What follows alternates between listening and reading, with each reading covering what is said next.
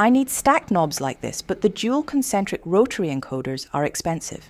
So this is how to make it from 2 rotary encoder with 3D printed gear mechanism. The front box holds the gear mechanism and the knobs. It used ball bearings for smooth knobs rotation.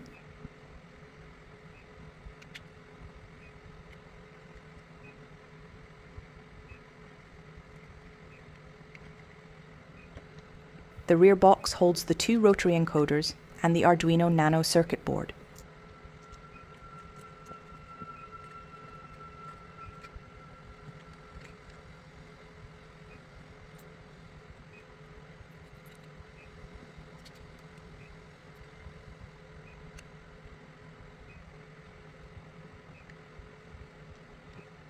They are stacked like this, with a covering cap.